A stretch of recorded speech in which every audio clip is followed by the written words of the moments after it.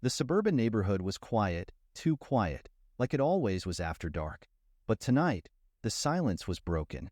Flashing red and blue lights illuminated the narrow streets, reflecting off the windows of homes that usually slept peacefully at this hour. Yellow crime scene tape fluttered in the wind as officers moved swiftly, their faces grim under the cold glow of the street lamps. In the distance, an ambulance idled, its doors open, ready for the grim duty that lay ahead. Inside one of the houses, the air was thick with tension. Blood had been spilled. The room was still, but the echoes of a violent struggle lingered in the air, like ghosts trapped in the walls. The camera panned slowly across the room, taking in the overturned furniture, shattered glass, and the flickering TV casting eerie shadows. There, in the center, lies a lifeless body, surrounded by officers whispering among themselves, piecing together the fragments of a deadly night. Outside, a woman stands just beyond the tape, her face pale, her eyes wide with shock. Her lips tremble as she watches the scene unfold. Her secret, her sin, now exposed for the world to see. She clutches her coat tight against the cold night air, but nothing can stop the chill creeping down her spine. The camera zooms in on her face, and as the light flickers in her tear-filled eyes, the voiceover cuts through the tension. In a quiet town where nothing ever happens, an affair, a secret love, and a tragic confrontation have left an innocent life shattered. What drove this Christian wife into the arms of her Muslim neighbor? And what dark truths led to this deadly night? Stay with us as the truth unfolds. The scene fades to black, the sound of distant sirens echoing into the night. The story rewinds, pulling us back from the chaos of the crime scene to the quiet, sunlit streets of the same suburban neighborhood, months before everything unraveled. Rebecca Matthews was the kind of woman everyone admired, a dedicated Christian, devoted wife, and the image of grace. But beneath the surface, cracks were forming in her perfect life. Her marriage to David had become a hollow shell, an empty routine held together by habit rather than love. David, a workaholic, spent most of his days either at the office or glued to his phone, his eyes filled with the cold light of endless spreadsheets and conference calls. Rebecca, once full of life, now felt like a ghost in her own home. Every morning, she prepared his breakfast, watched him leave, and spent her days lost in the mundane tasks of a lonely housewife. Church was her only escape, the one place where she could find solace, but even prayer no longer filled the void inside her.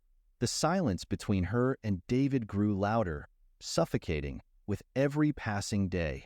Then, one sunny afternoon, everything changed. Rebecca was tending to her garden when she noticed her new neighbor across the fence. Hassan Amin. He had moved in just a few weeks earlier, a soft-spoken Muslim man in his late 30s. They exchanged polite smiles in the beginning, just neighbors, nothing more. But there was something about Hassan that intrigued her. His warmth, his calm demeanor, his gentle way of speaking. He seemed to notice her in a way David hadn't for years. One day, their conversation moved beyond the typical pleasantries. He complimented her garden, and before she knew it, they were talking about everything: books, music, life. Rebecca found herself smiling for the first time in what felt like ages. There was no judgment in Hassan's eyes, only kindness. He listened, truly listened, to her. And that simple act of attention was like a drug, intoxicating her. Over the next few weeks, their interactions became more frequent. She would find excuses to linger by the fence, to wave at him when he came home, and eventually, they began to share coffee in the afternoons. The more they talked, the more she felt a connection she couldn't deny. There was an unspoken understanding between them, a bond that felt dangerous yet irresistible. Rebecca tried to tell herself it was nothing, just friendly conversations. But deep down, she knew it was more. She was drawn to Hassan in a way she had never felt with David. He filled the emptiness inside her that had been growing for years. One evening, as the sun began to set, Rebecca and Hassan found themselves sitting on his porch, the air thick with the scent of jasmine and the warmth of the setting sun. They talked for hours, the conversation flowing effortlessly, until the space between them became charged with an undeniable tension. In a moment of weakness, their hands brushed, and before either of them could stop, Hassan leaned in and kissed her. Rebecca's heart raced. Guilt washed over her instantly, but she couldn't pull away. The kiss was tender, yet it ignited something in her that had long been buried, a longing for passion, for connection, for love. In that stolen moment, Rebecca's world shifted. The life she had known, the dutiful wife and pious Christian, faded into the background. She was no longer just Rebecca Matthews. She was a woman trapped between desire and shame. As the kiss broke, they stared at each other, breathless.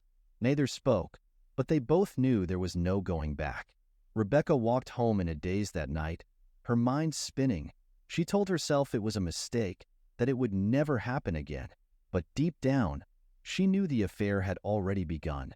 In the days that followed, the kiss lingered in Rebecca's mind, replaying in quiet moments like a dangerous secret she couldn't escape. Every time she saw Hassan, her pulse quickened, her thoughts became cloudy. She avoided him at first, telling herself it was over, that she couldn't betray David again. But the more she tried to stay away, the more she was drawn back, like a moth to a flame. It didn't take long before they found themselves together again. What started with innocent conversations and a single kiss soon spiraled into something much more dangerous. Their meetings became more frequent, more intimate. Every stolen glance, every whispered conversation added fuel to the fire of their forbidden connection. They would meet in secret, finding moments between the gaps in their everyday lives to steal away together. At the park, in coffee shops, and eventually in Hassan's house, behind the closed blinds. Rebecca couldn't deny the thrill that coursed through her veins every time they met. With Hassan, she felt alive again, as if she had found a part of herself that had been lost for years. It was more than just physical. Hassan listened to her, shared his thoughts, dreams, and frustrations, making her feel seen in a way David hadn't for a long time. And in return, Rebecca opened up in ways she hadn't with anyone else.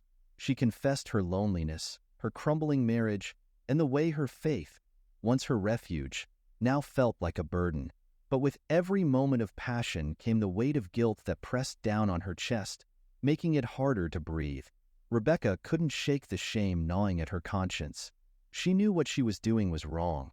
Not just wrong, it was sinful, forbidden by both her Christian faith and the cultural boundaries she had always known. And yet, she couldn't stop herself. Her guilt deepened when she looked at David, who remained oblivious to the affair, too consumed by his work to notice the changes in his wife. He barely asked her how she was anymore, didn't seem to care where she went or how she spent her time. Still, there were moments when he would glance at her with a puzzled expression, as if sensing something was amiss. But Rebecca had become a master of hiding her secret, masking her emotions behind smiles and routine. One Sunday, after a particularly powerful sermon at church, Rebecca felt the full weight of her guilt crashing down. The pastor spoke of sin, of temptation, of the dangers of straying from the righteous path. His words echoed in her mind like a judgment, and for the first time since the affair began, Rebecca was truly afraid of what she had done, of what God might think, and of the consequences that could come crashing down on her if David ever found out. Desperate to find clarity, she confided in her closest friend from church, Sarah. But Rebecca was careful not to reveal the full extent of her betrayal. Instead, she framed it as a general feeling of unhappiness, a dissatisfaction with her marriage, leaving out the affair entirely. Sarah, full of well-meaning advice, told Rebecca to focus on prayer, to seek God's guidance, and to communicate with David. But Rebecca knew it wasn't that simple. The pull of her feelings for Hassan was too strong. She was already in too deep. Meanwhile, tension began to simmer between Hassan and David. It started small, sideways glances from David when Hassan came over to say hello, lingering looks that hinted at suspicion. David wasn't the kind of man to express jealousy, but Rebecca noticed the subtle shift. He started asking her more questions. "Where were you today? Why are you spending so much time outside?" Rebecca brushed him off with lies, her heart pounding every time she had to cover her tracks. But David wasn't a fool. The more distant Rebecca became, the more he suspected something was wrong. There were moments when Rebecca thought David was on the verge of discovering her secret. One afternoon, as she sat with Hassan on his porch, David came home early, his car pulling into the driveway with an unexpected screech. Rebecca's stomach dropped.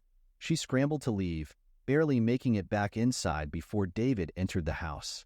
Her hands trembled as she greeted him, her pulse racing, but David said nothing, just looked at her for a long, hard moment before walking away in silence.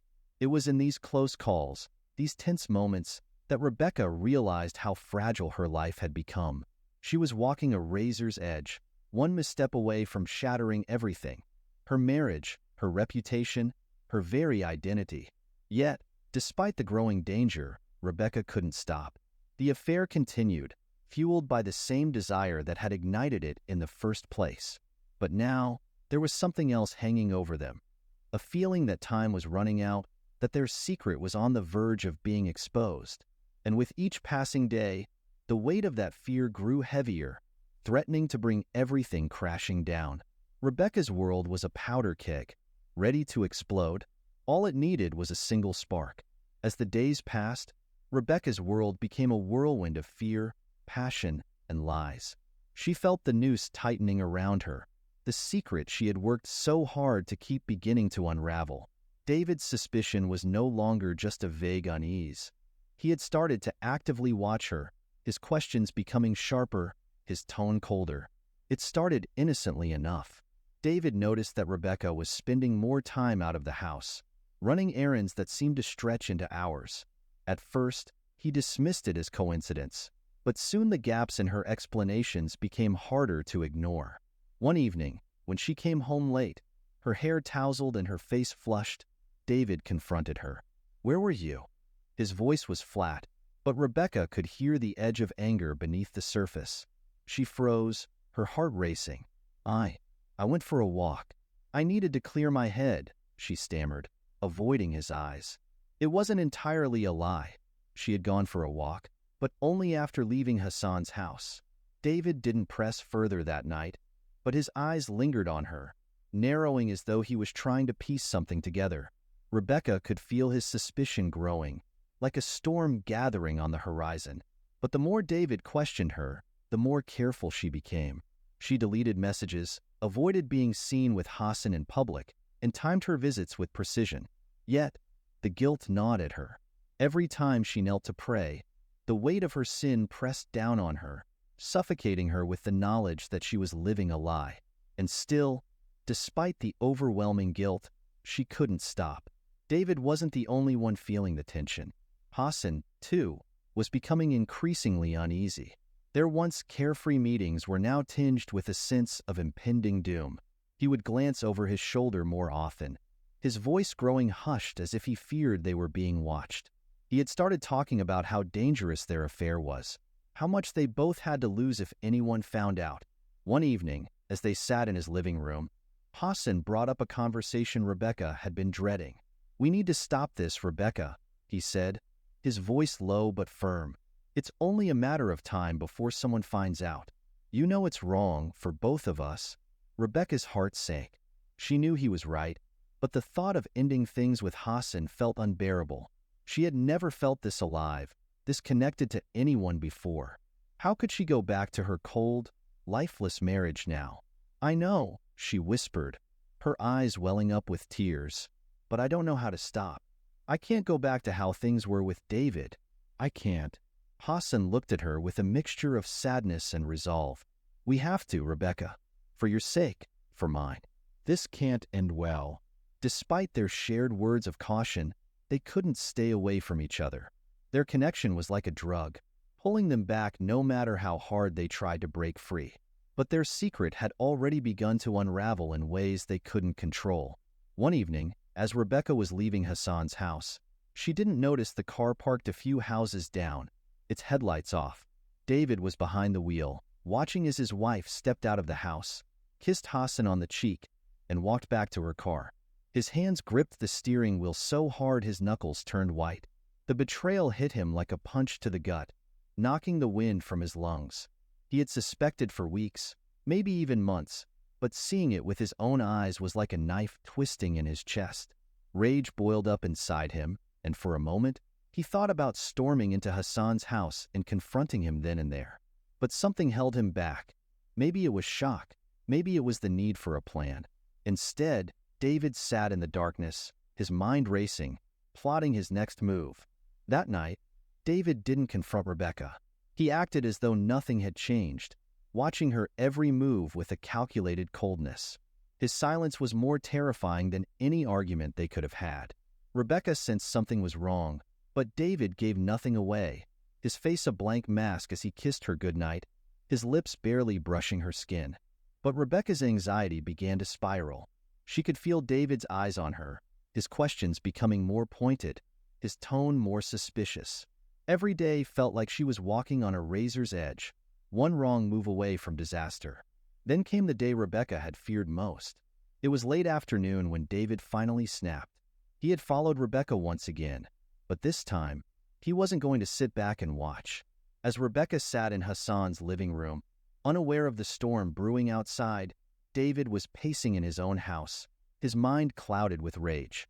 He had spent the past few days plotting, the images of Rebecca and Hassan together flashing before his eyes like a nightmare he couldn't escape. He couldn't take it anymore.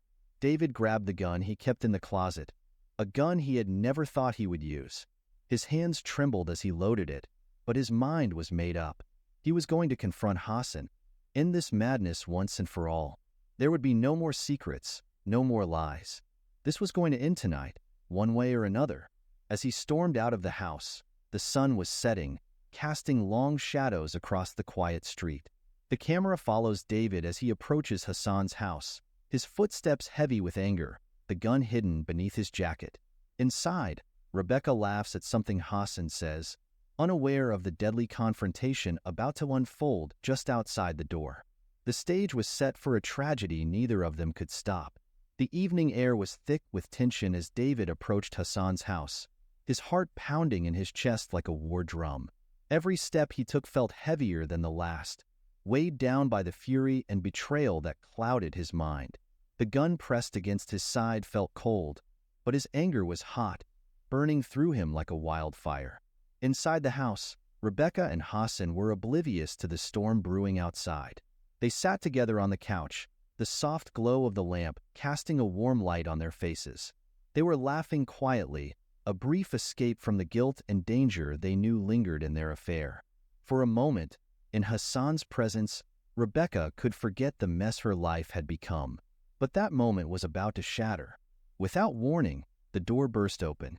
Rebecca's heart jumped into her throat as she whipped her head around to see David standing in the doorway, his face twisted in a rage she had never seen before. The world seemed to freeze. Her breath caught in her chest, and her blood turned to ice. "David!" she gasped, her voice trembling. Hassan stood quickly, his hands raised in a gesture of peace. "David, listen." But David wasn't listening. His eyes, wild with fury, were fixed on Hassan. His chest heaved as he struggled to contain the storm of emotions boiling inside him. "You." David's voice was low, guttural, a growl that sent chills down Rebecca's spine. "You think you can sneak around behind my back? With my wife?" "David, please," Rebecca started. But David silenced her with a venomous glare, his hand reaching into his jacket. Her eyes widened as she saw the flash of metal. The room was suffocating, the air thick with tension and fear. Hassan's face went pale as he saw the gun in David's hand, his own heartbeat thundering in his ears. "David, calm down. We can talk about this," Hassan said, his voice steady but laced with fear. But David wasn't interested in talking. His mind was a blur of rage, betrayal, and humiliation. All he saw was the man who had stolen his wife, the man who had destroyed his life. His hand shook as he raised the gun, his knuckles white from the pressure of gripping it so tightly. "You ruined everything," David hissed, his voice shaking. "You took her from me." Rebecca stood frozen, her mind racing. She couldn't believe this was happening. It was as though the nightmare she had been dreading had finally come to life, and there was no waking up. She tried to step forward, her hand outstretched, but David swung the gun toward her, stopping her in her tracks. "Don't," he shouted, his voice cracking. "Just stay back, Rebecca. Stay out of this." Tears welled up in her eyes as she stood helpless, her whole body trembling. "David, please, please don't do this. We can fix this. We can. Fix this?" David's laugh was hollow, bitter. "There's no fixing this. You destroyed everything. Both of you." The seconds stretched into an eternity. Hassan took a cautious step forward, his hands still raised in surrender. "David, I'm sorry. I never meant for this to happen. Please just put the gun down." But David's finger twitched on the trigger, the gun trembling in his hand. "You think sorry is enough? You think you can just take her from me and walk away?" Hassan's voice was calm, soothing, as he inched closer. "I'm not taking her, David. We were wrong, but this isn't the way." In the split second of that tense standoff, Rebecca's world seemed to collapse. The sound of her own heartbeat pounded in her ears, her vision blurred by tears. She knew she had made a terrible mistake, that everything had spiraled out of control, but she couldn't let it end like this. Then, in one horrifying instant, everything erupted. David lunged forward, and Hassan moved to stop him, his hands reaching for the gun. There was a struggle, a blur of bodies, grunts, and desperate movement. Rebecca screamed, rushing toward them, but it was too late. The gun fired. The sound was deafening, echoing in the small room like a thunderclap. Time seemed to slow down as the shot reverberated through the air. Hassan staggered back, his eyes wide with shock, clutching his chest where blood was already beginning to spread across his shirt. For a moment, the world stood still. Hassan collapsed to the floor, his body limp, blood pooling around him. Rebecca fell to her knees beside him, her hands shaking as she tried to stop the bleeding, but it was no use. He was gone. David stood there, frozen, his face drained of color. The gun slipped from his hand and clattered to the floor, the weight of what he had done crashing down on him. His breathing was ragged, his hands trembling as he stared down at Hassan's lifeless body. Rebecca's sobs filled the room, the sound of pure grief and horror. She looked up at David, her face streaked with tears, her voice barely a whisper. "What have you done?" David didn't answer.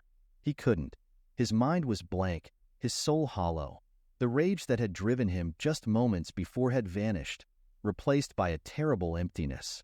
He fell to his knees beside Rebecca, his hands shaking as he looked at Hassan's lifeless form. The sound of sirens wailed in the distance, growing louder with every passing second. Neighbors, alerted by the gunshot, had called the police, and now the authorities were on their way. But it was too late. As the red and blue lights flashed through the window, David hung his head in his hands, the weight of his actions pressing down on him.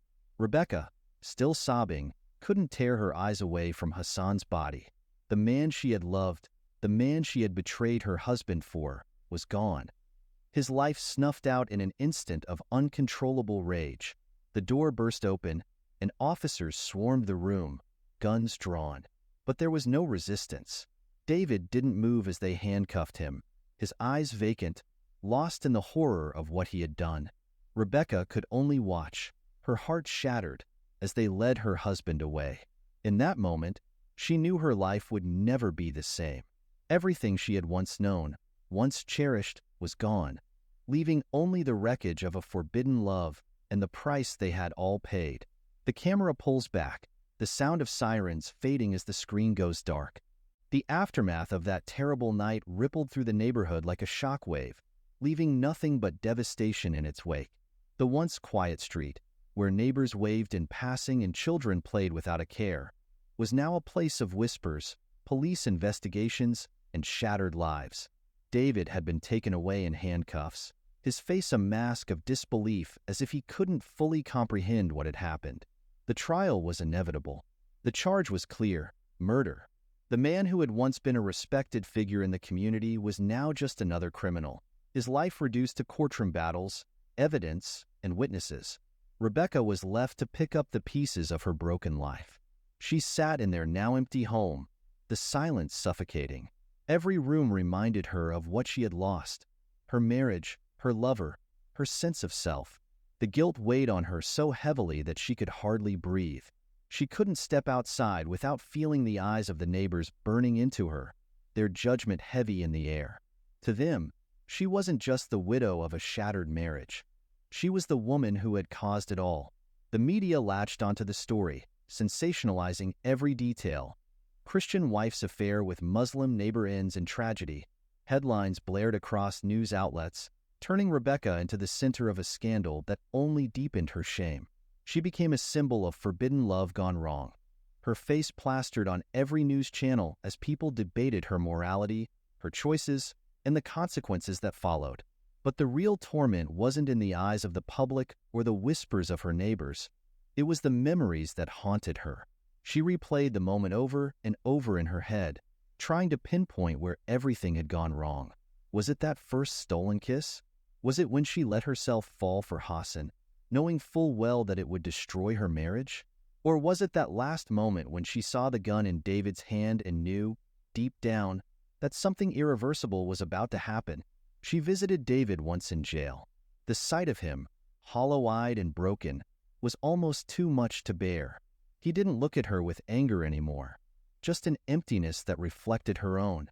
"I'm sorry," she whispered through the glass, her voice trembling. But David didn't respond. He simply stared at her, as though seeing a stranger for the first time. She couldn't tell if he even heard her, if he cared any more about the words they both knew had come far too late. Rebecca didn't go back. There was no point. Their marriage was dead, buried in the grave beside Hassan's. The funeral for Hassan was small, attended mostly by his family, who had always lived far away. Rebecca watched from a distance, not daring to approach. She knew she had no right to grieve openly, no right to mourn the man whose death she had indirectly caused. As she stood there, hidden from view, she clutched a letter in her hand. The letter Hassan had written to her, one she had found in his house after the tragedy. It had been tucked away in a drawer, waiting for her to discover it. Later that night, when the house was quiet, she sat alone at the kitchen table and unfolded the letter. Her hands trembled as she read the words Hassan had left behind. "Rebecca, by the time you read this, I hope you understand why I had to do what I'm about to say. I can't go on living like this, carrying the weight of what we've done. Every moment we've shared has been filled with love, but also with guilt. I know you feel it too. I've been thinking a lot about who I am, what I believe, and what I've lost in the process of loving you. You made me question everything, even my faith. But the truth is, I can't abandon it. I know we come from different worlds, different beliefs, but I've decided to make a change, for both of us. You don't know this yet, but I've been studying Christianity. I've been attending secret meetings, learning about your faith, hoping that maybe, just maybe, it could bring us closer. I've been thinking of converting. For you.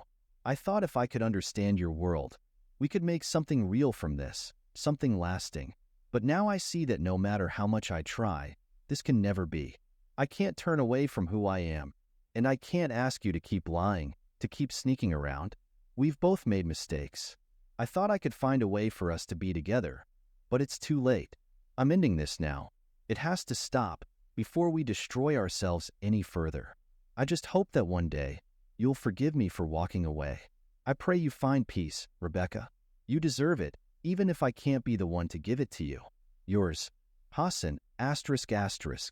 Rebecca's tears splashed onto the paper as she finished reading, her heart aching with the weight of what could have been.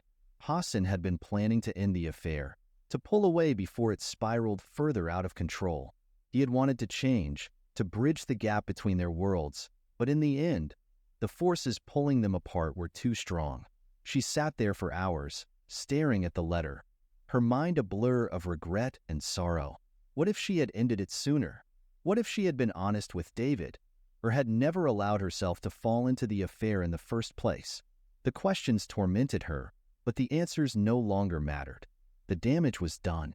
In the months that followed, Rebecca's life became a ghost of what it once was. She rarely left the house, consumed by grief and guilt, haunted by the memories of what had been lost. The world moved on, but Rebecca remained trapped in the past, reliving the choices that had led to that fateful night. But the letter remained with her, a reminder of the love she had shared with Hassan and the cost of crossing lines that should never have been crossed.